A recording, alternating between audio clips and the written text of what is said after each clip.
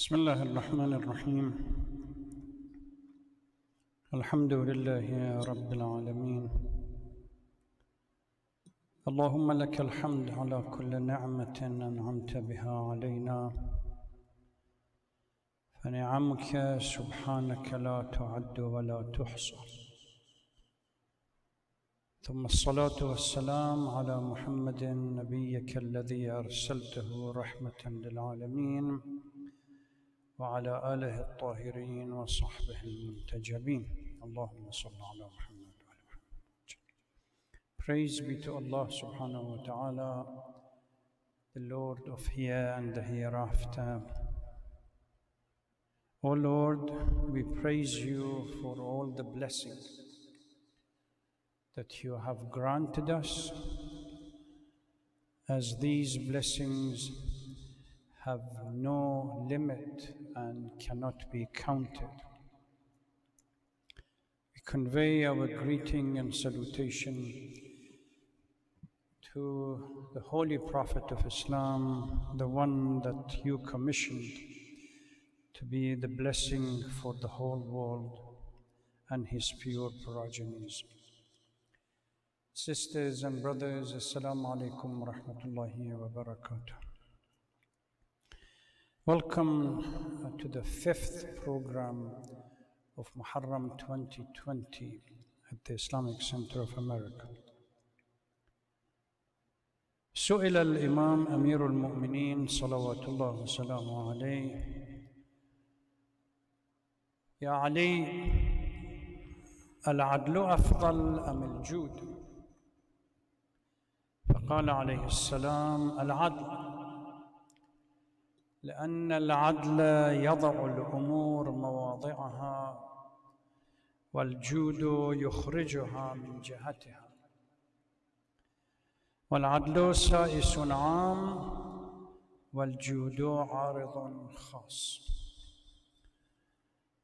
One of the Amir al-Mu'mineen's disciple asked him a question: Ya Amir al-Mu'mineen, which one has a higher ranking or superior, philanthropy, jude, or justice?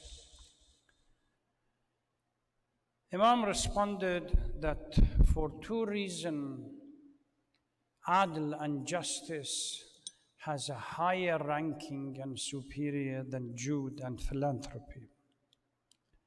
Justice puts things in their proper place, while generosity directs them from their natural direction. Justice is general caretaker, while generosity is a particular reliever. As usual, we start with a brief recap of the point or the specific topic we addressed last night. The focal point of our discussion was Saqifa, a place in which, after the demise of the Holy Prophet, within very, very short time, as the burial rites were being conducted in the house of Fatima sallallahu alaiha, a group of Ansar and then Muhajirun came with them, got together to discuss their affair, or the affair of the leadership after the demise of the Holy Prophet. The affair of Saqifa has not been addressed by most historians because it has ramification if they were to address it correctly. And the brief account of Saqifa really does not give the right image or picture of Saqifa. I pointed out that to understand how toxic this, call it coup d'etat or revolt or whatever, we really need to understand what was it what was its outcome with regard to one or two frame of reference that to us it was critical issue. And number one on the list, it was that the affairs of Saqifa, the way it was conducted, it prevented the somehow smooth transition of power after the death of the Holy Prophet to the rightly guided individual that the Holy Prophet had already appointed. And that makes it extremely critical. This orderly transition was prevented. Not only that, the affair of Saqifa opened the wound of tribe and Qabila mentality, the Jahiliyyah mindset, division within the community, because those of you who were present last night, I spoke about this. When the Muhajirun counterattacked with regard to the Ansar's proclamation that because we opened the city, we have the right to the leadership after the demise of the Holy Prophet. The claim of the Muhajirun, which Abu Bakr was the spokesperson, was that no, we have the right because we are the close relatives and from the same tribe. Once Abu Bakr realized that this appeal to the sense of Quraysh and the tribe of the Holy Prophet is not going to wash with Ansar because they are adamant that they have the right because they opened the city to the Holy Prophet and Muhajirun, the immigrant, then the strategy used was the strategy of the old strategy with the tribal and clan mentality, setting one group against the other. So he would turn to the Aus and says, how can you vote for Khazraj? Don't you remember what Khazraj did to your tribe? And he would go to the Khazraj and say, how can you vote for Aus when Aus did this and that to your ancestors? This tribal mindset that Allah subhanahu wa ta'ala repeatedly in the Holy Quran under the guidance of the Holy Prophet made every effort to eradicate and replace it with something else. This notion of tribal mentality to be removed, unfortunately open when the language used in the whole affair is going to be tribal and based on sectarian, not religious, but tribal sectarianism, created a conduit for future sedition in Islam. Anybody that didn't want something happen, we organize a group and my tribe supporting me against another tribe, as we saw happen later on. The members of the so-called, what I call them, the junta, the winning party, emerged from this. This is another crisis that we had to deal with. Emerged from this experience thinking that the political leadership of the community is their God-given right. And they can play with it the way they want. The issue becomes clear. Abu Bakr claims that he was elected because of ijma'. Now, remember, this kind of narrative is somehow constructed to sanitize what happened in the past. If claim of ijma' is being presented, well, Amir al-Mu'mineen salawatullah salam alayhi countered and said, where is that ijma'? If a huge number of the closest disciples of the Holy Prophet were not present. We see that this concept of ijma' as a justification for Khilafah of Abu Bakr is shelved and marginalized and set aside and goes to what we call, the Shia call nas, a clear verbal command, who's going to be after me? Abu Bakr appoints Umar. And when Umar comes to power, before his death, before he constructs this Shura issue that hopefully one day we talk about it, he clearly says, if Abu Ubaid al-Jarrah was present, I would not have given it to anybody else. But who was Abu Ubaid al-Jarrah? Part of the trio, the team in Saqifa. Abu Bakr, Umar, and Abu Ubaid al-Jarrah. Clearly indicating that there was a plan, and I mean, there is ample literature about this.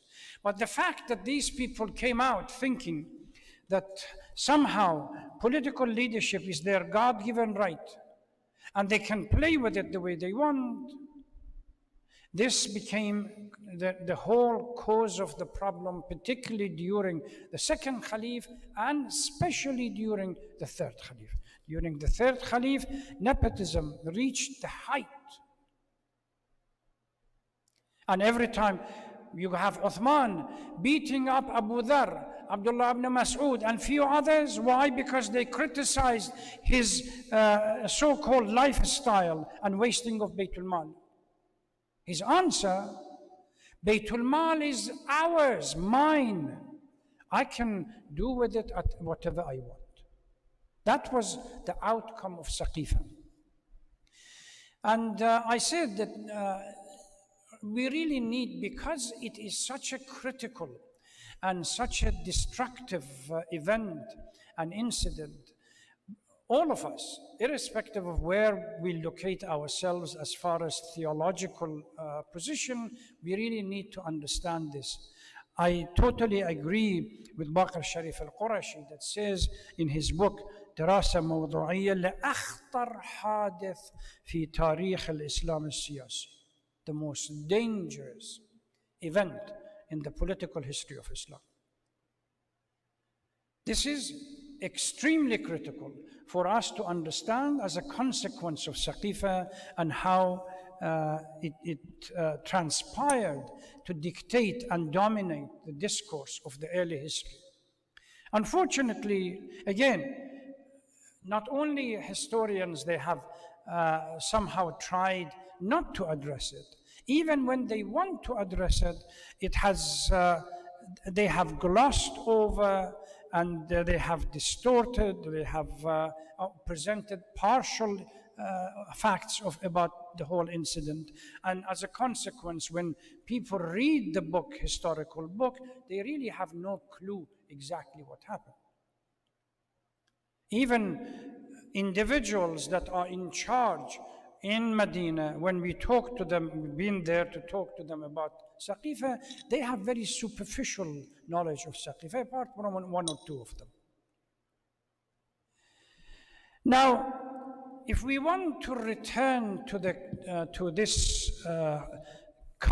question that Amir al-Mu'mineen salawatullah salamu alayhi was asked, I think it's in Nahj al-Balagha, Hikmah 437, around the end of Nahj al-Balagha.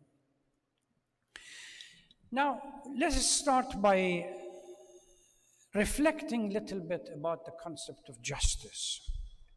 A very nice word. Like the sense of peace and nostalgia for peace, sense of desire for beauty and everything else, it appears that the sense of justice and the quest for its realization have been kneaded into the nature of human being. You ask anyone, irrespective of where they come from, their political, religious, theology, or anything else, would you like justice? Do you support justice? Immediately they agree. It seems as if justice, we are wired for this understanding or support of justice. Humans, in their substance, in their essence, this notion of justice exists. Now, human soul, in their depth, they understand the sense of justice. But when it comes because of that inherent nature, we have apostle, messengers of Islam, and sages from all the religious community. They talk about justice and peace. And irrespective of how we define it, This notion, a sense of justice, is something desirable. The problem is when it comes to the application. Yet, when it comes to understanding and application, we have a fundamental crisis in clearly defining exactly what justice is. In all communities. I remember, if you go back to the history of Christianity, there is a concept that is used for justifying war. It's something that Augustine constructed. It's called the just war theory. During the 2003 war with Iraq, the government appealed to just war theory in justification for attacking another country.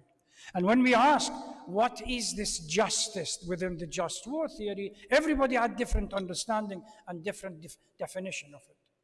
We reached the point that it was exactly as it was defined in the early history of Islam during Saqifa. Whatever the government says is just.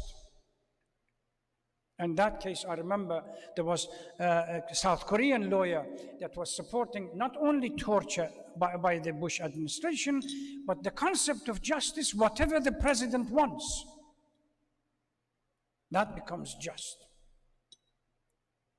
So, yes, we have the desire within us for justice and the realization of justice.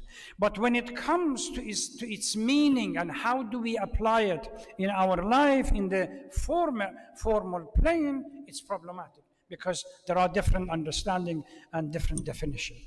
There is a book called Whose Justice by, I think, McIntyre, the author.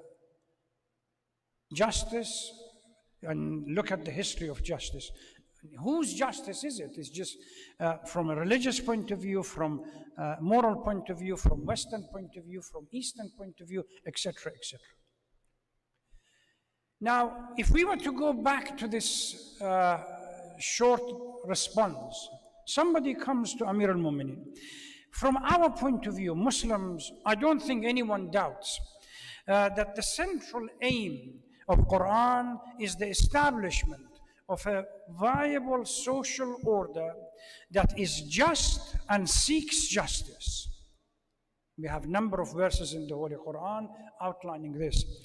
One of them in Surah Al-Hadid, لَقَدْ أَرْسَلْنَا رُسُلَنَا بِالْبَيِّنَاتِ وَأَنزَلْنَا مَعَهُمُ الْكِتَابَ وَالْمِيزَانَ لِيَقُومُ النَّاسُ بِالْقِسْطِ.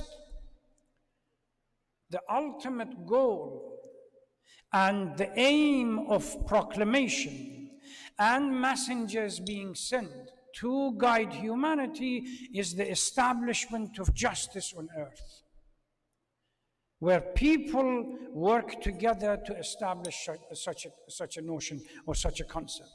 And if you go to any Mu'jam Mufaharas lil-Quran and look for various words, qist, adl, dhulm, and all these, you will see them, they are compared and contrasted with justice, haqq, batil, etc.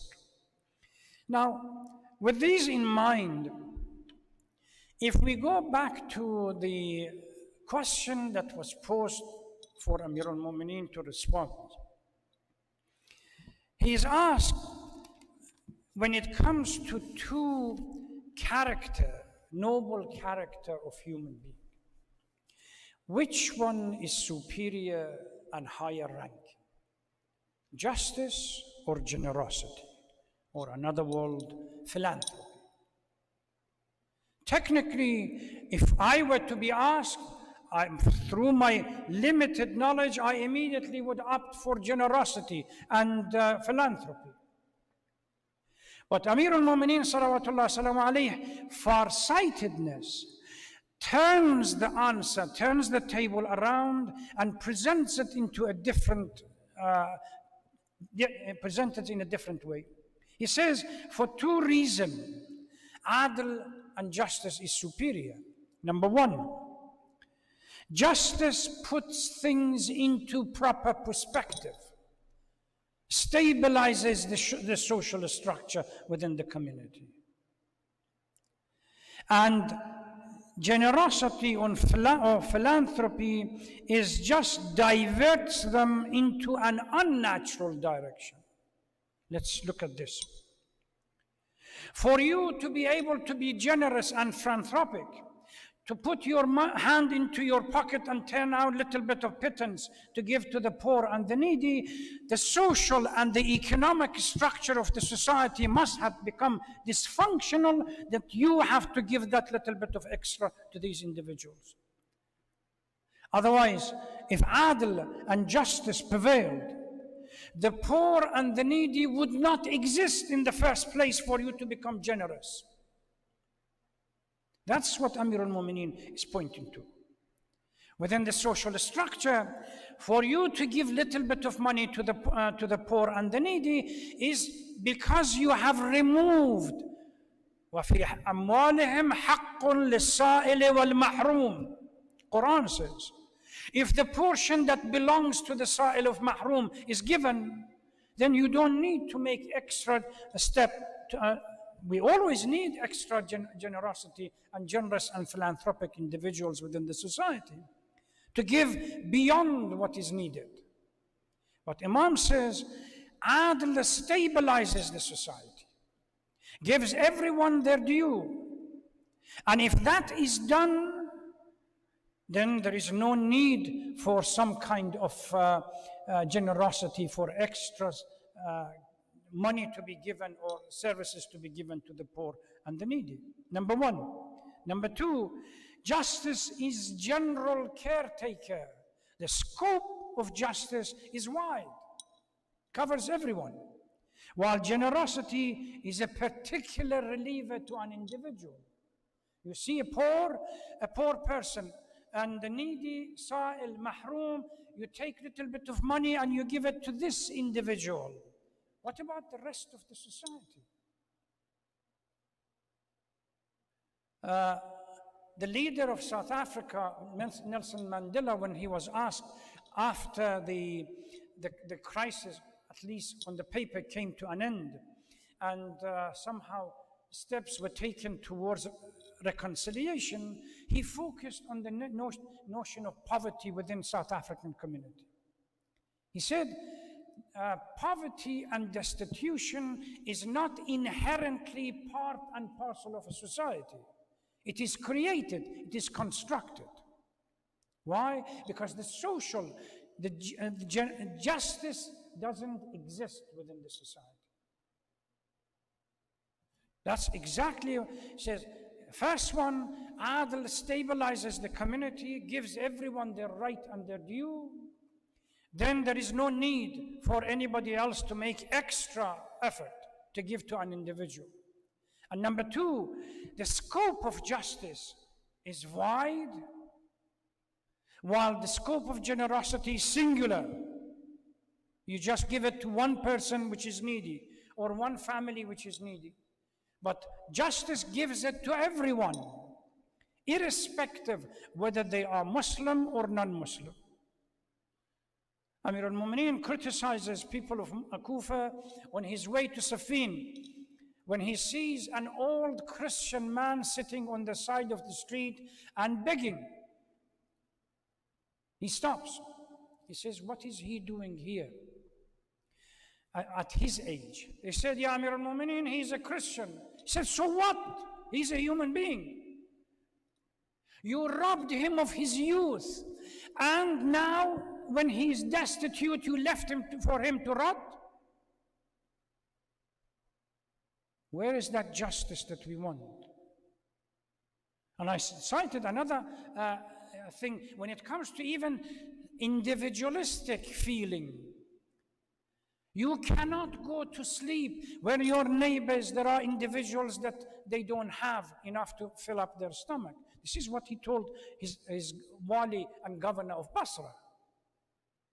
Dismisses him because he went to a rich man's house for the month of Ramadan to eat a little bit of food. He said, how could you? Where is your sense of justice, sympathy, empathy with the poor and the needy? How can you go and fill your stomach up when within the neighborhood there are those that don't remember when was the last time that they had full stomach? We want to learn something from Ashura. Let's learn this point here. When Ali says the sense of justice, scope of it is wide. If you do give your dues to the poor and the needy, there is no reason for anyone to be generous and philanthropic. What does that mean? The portion which is theirs, khums, zakat, sadaqat, and everything else, if we give it to the poor, we don't need to make a check for $50 to give to a single mother that comes to the center desperately in need of assistance. This is the reality. Amir al-Mu'mineen says that because of these, he thinks about the social structure, not the benefit towards an individual. Al-adlu afdal am al-jud. Responds al-adl. لأن العدل يضع الأمور مواضعها والجود يخرجها من جهتها. One puts everything into perspective, gives the right of everyone their dues, give to everyone their dues, and the other one makes a special donation for a particular case. And naturally, adl is better for Amir al-Mu'mineen. Now, and socially, this is critical. If we really want a stable community, we have to understand that without justice, there is no peace, there is no stability, there is no community. Because there is a hadith from the Holy Prophet, كُلُّكُمْ رَاعٍ وَكُلُّكُمْ مَسْئُولٌ عَنْ رَعِيَّتِهِ. Everyone, there is a reciprocal relationship between individuals. من أصبح ولم يهتم بأمور المسلمين فليس بمسلم. We participate in these majalis, we listen to these ahadith, and then we go home as if nothing has happened. Where is our sense of empathy towards other Muslims?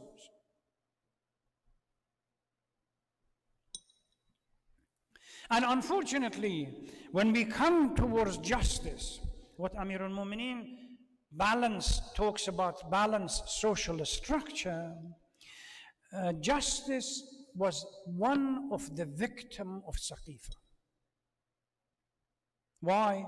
Because as soon as what we have, the new administration stabilized itself, because they started with the tribal mindset came to dictate their affairs and the way they dealt with people. Colonialism, favoritism, Arab, Ajam, white, green, everything else came to dictate the narrative. When you have, inshallah, we discuss this a little bit tomorrow night. When you have the second Khalif gives order that Arabs have to be superior than non-Arabs in receiving their share from Baytul Mal. And within the Arabs, Bani Hashim, because they zipped their mouth and they didn't say anything, they receive a better share than the others. That's the beginning of the deviation. That started from Saqifa. So when we say that Saqifa was the most dangerous and toxic event, that people like Tijani and even what we call a Christian or Western mindset Orientalist, in his little bit of impartial analysis, writes a book, The Succession to Muhammad, Wilfred Medlong, and then the conclusion that he reaches is exactly the same thing. That Saqifa opened the door to crisis after crisis in the future. That in my take, still we are going through it and suffering. Why? Because society lost its sense of balance. The Holy Prophet ﷺ goes to Medina and organizes a concept, what we call the Constitution of Medina, bringing everyone within Medina as a sense of ummah and brotherhood and sisterhood. Even Jews of Medina, under the constitution, became part of Ummah. And if they were poor, Baytul Mal would provide for them. Then one night he goes to Masjid al-Nabi. There is a Dakkah. There was a Dakkah in the past that they have removed it now. It was a place where the poor and the needy every night would come and sit down and until the mosque was constructed, remain in the mosque. So the Holy Prophet would come just to check to see who's there, because during that time people would be coming from Mecca and other places to Medina. He saw the richest man of Medina sitting there with among the Muhajirin. He said, Ya Fulan, what are you doing here? He said, Ya Rasulullah, you said that Muhajirin and others that are coming to Medina are our brothers and sisters. We have to share our wealth with them. I have a big house, and I have divided these rooms into quarters, and every quarter I have given it to a family of immigrants that came to Medina. I took the smallest room for myself. Shift in consciousness is here. There is not enough room for myself to be in that room, so I have left my wife and my children into that room. I have come to the mosque. No wonder Ali later on says, with this kind of sense of brotherhood and sisterhood and determination, we were able to turn the power of enemy around. Now suddenly, there is no sense of brotherhood and sisterhood. It's tribe mentality. My tribe better than anybody else's. Inshallah, tomorrow night we will start with the beginning of this economic dysfunctionality that becomes the reason why we have people coming from around the Muslim world to attack the third Khalif because of his extravagant lifestyle. And then that opens another door for assassination of Amir al-Mu'mineen and Imam Hassan and Imam Hussein and everything else. But please go and read the list of books, at least pick one of them, and read about Saqifa. Once you understand the dynamics and the spirit that dictated that gathering, and you realize that it is not far off if we say that the beginning of all the crises that the Muslim community had to go through starts from Saqifa. Thank you very much. We ask Allah subhanahu wa ta'ala to keep guiding us to the right path, inshallah. Wassalamu alaikum wa rahmatullahi wa barakatuh.